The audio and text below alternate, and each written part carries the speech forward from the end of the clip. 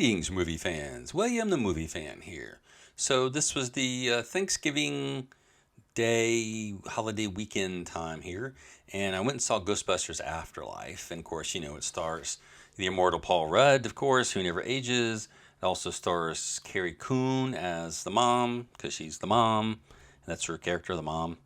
Um, Also stars McKenna Grace, who steals the show as Phoebe. Finn Wolfhard is the kid from Stranger Things, all grown up, and plays her brother. That's his character, the brother. His name's Trevor, but kind of like the mom.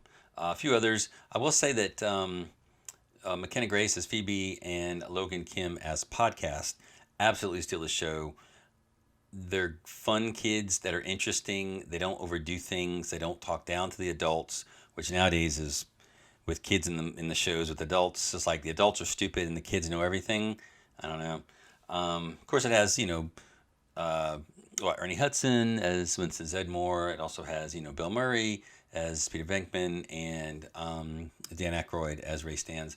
So Annie Potts is there as well as Janine Melnitz, who's kind of helping out with Egon Spengler's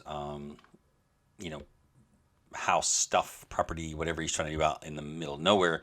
And of course ties into the first movie. The sort of the story of the Shandor guy, Ivo Shandor, with the the building and the New York and the channeling Gozer, blah blah blah. So it's really just a fun movie. There wasn't really a lot about it that I can kind of fault, other than the mom character was just sort of the mom. You don't know anything about her.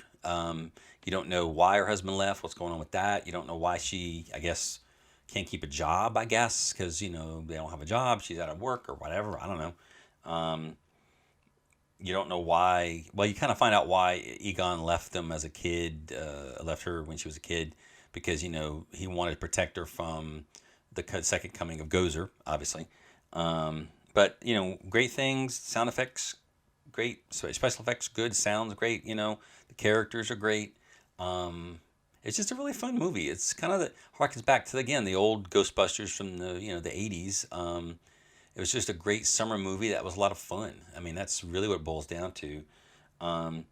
It kind of gives me that Monster Squad vibes from the 80s movie, with the kids who, understand the monster situation, but the adults are kind of like not really like, they don't really get it. I mean, yeah, they do find out in the movie that you can go back and watch videos of the Ghostbusters and all the stuff happening from the 80s. You can see that. But, it was a long time ago, and they were like, well, they were out in the country, or they're out in another part of the, United States, so they didn't really know that because they weren't there.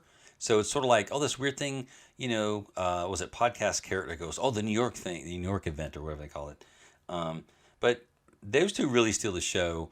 Paul Rudd's character as Mr. Gruberson is sort of the adultier adult in the room, whereas he's the scientist trying to figure out why this area in the middle of nowhere that has earthquakes a lot. There's no fault lines around. There's no, any explosions. There's no mining or anything like that. There's a nice scene. Again, there's gonna be spoilers here. There's a nice little scene near the end where Egon's spirit shows up and helps them, and it was interesting because in this movie, unlike other things I said, like with kids in the shows and movies, where the kid knows everything and the adults are clueless. And this one,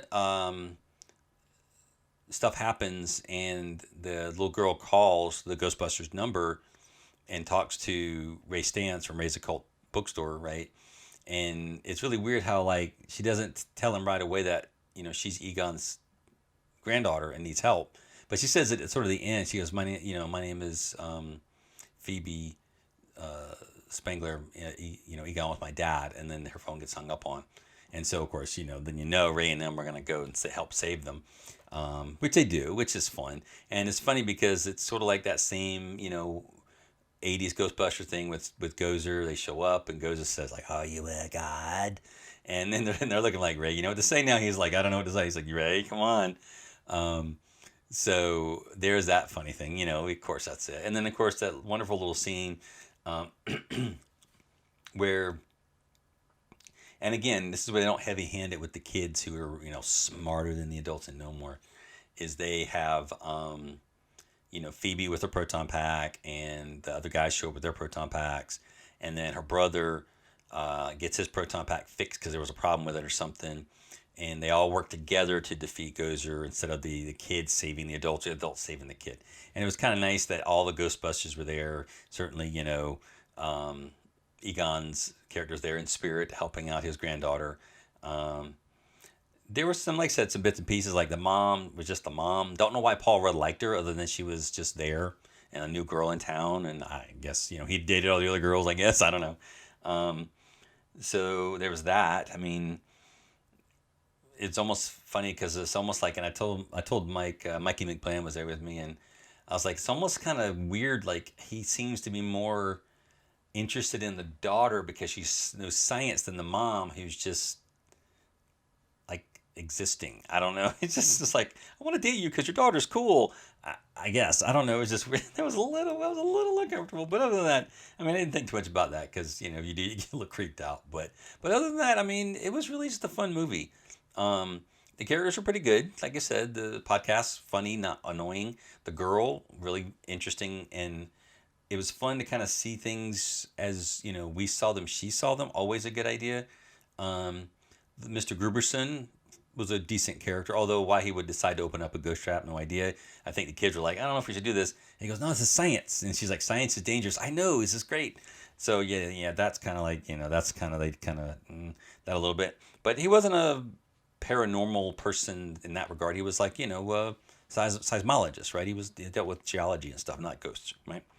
Um, the other thing I do have a problem with is, like, how do they have power and water at Egon's house? Because you hear from Annie Potts' character, Janine, like, he barely could keep the lights and power on. They had great internet because they were watching videos of them in the Ghostbusters thing and whatever. Um, I don't know how the old farmhouse honestly had electricity because it was just not in great shape. Um, like I said, the mom and the brother characters, they were just there. They didn't really need to be there. I mean, other than just to have the kid have a mom, I guess. But give the mom something. I mean, like, she's got a job, or something. She went to college or something, but can't. But maybe she can do it in this town. I mean, that would give her something. Maybe she was a, I don't know, history teacher, or maybe she was a nurse or something. Give her something that she could do at that town that would at least make them staying there more believable, this other than just as a house, and somehow magically the lights and water are staying on, they could feed themselves, and buy materials to fix the house up, even though they don't have no money and no jobs. I don't know. The brother, he's just a brother. I guess to drive the car. The other part was there was that scene you've seen in the trailers where Paul Rudd's characters are being chased by the demon dog. Um, and it's in a Walmart, and this is like the least busy Walmart ever. I guess, I don't know. I guess people shop local. They don't shop in big box stores, I guess. Which is funny because in the scene where the Ecto 1 is racing through town, again, you've seen it in the trailer, they're chasing a ghost. Like, people see the car and they see the girl shooting the proton pack out the car, little gunner seat on the side, but they don't see the ghost. I'm like, the ghost is right there. You can see what she's shooting at. I guess they're just looking at the car and not looking at the ghost. But yet, in the film, what is it? One of the radio, I guess the cops are saying, hey, he saw something chewing on his car. And I'm like, I've seen dogs chew on car tires and bumpers, but like, if it's something metal chewing on something, I would think, it's like, that's a little unusual. Yeah, so there's that. I'm like, I don't know if I buy that, because when they're driving down the road, you see all these people and they're just sort of walking around. And then of course there's nobody driving, and all of a sudden around the corner there's all these cars, and he's like, the kid's like trying to drive, and he's like, oh my God. And then of course they tried to dodge the car and they missed the ghost and blah, blah, blah. So there's this whole kind of big chasey thing going on.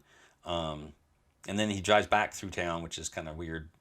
I don't know why you do that, but because they just blasted part of the town with the proton pack. So I don't know if that's a smart decision to drive back through town, but it was that. So of course they get arrested. Like I said, it's great to see the old gang back together. Great send off for Harold Ramis's character of Egon Spengler. It was just handled really well. Everybody, I mean, you had the feels. It was all the feels. Like I said, other than that, I have no complaints. It was just a really fun movie. It was fairly short. I didn't recognize it being too long. I don't know exactly how long it was, but let's see what the time, because it didn't seem long. Um, if it was long, I would be surprised. I don't see the, yeah, I don't know. I may have to edit this out. But yeah, I don't see the time of how long this film is, which is strange because usually they have it like right here on IMDb. So it's like, oh, there we go, 2 hours and 4 minutes. Okay, it didn't seem like 2 hours. It really didn't. There was a lot of previews, so it was kind of like, yeah. Most people said it's pretty good. It's a lot of fun. I mean, I don't see anybody hating on it. There were some problems with it, but overall, like I said, the characters were good. The plot was fairly good, although Mikey McBlain was like, but why? And the only thing I can figure out is Gozer is trying to come through certain times. In this sense, you know, the 84 didn't happen. I guess he figured out, the next time would be whenever all the cosmic tumblers line up, and then the next time could happen. I guess. I don't know. I mean, I guess, hey, as a supernatural entity trying to destroy Earth and take and reign of evil, it's good to have a fallback plan in case the plan A didn't work. You got plan B. I guess. I don't know. Yeah. Other than that, I'm like, why is all this happening, or why is this? I'm like, I don't know. I mean, it's more fan service, really, and I think it did pretty good. I don't know. But anyway, let me know what you think down below. What you think. If I missed something, I was like, what about this other thing? I'm like, oh, okay, good point. I liked it. I thought it was fun. If you didn't like it, let me know why. If you do like it, let me know why. And if you want me to see any movies that I might have missed, because I'm catching up here, let me know what they are, and let me know what you think about, whatever's out today or what you've seen. You're like, oh, check this old movie out. It's really great. I'd appreciate a like and a share, tell people about it, because I'm kind of breaking it down in terms of storyline and acting and, special effects, which nowadays the effects should always be good. The sound should be good. The music should be good. I mean, the special effects should be good. The camera work should be good. That should all be good. The story, the characters, like, does stuff make sense? It's like, why are these characters there? Because if you're reading a book or something, and the characters, they don't really delve into too deep of the bag boy character, because he doesn't do anything other than bag groceries. And you're like, oh, I went to the grocery store and got groceries. Okay, great. You don't read about the character. In movies, they want to have a few more characters for some reason. But anyway, let me know what you think, and that's what I think. And I'd appreciate it. And this has been me, William, a movie fan, saying you stay tuned for more. Bye.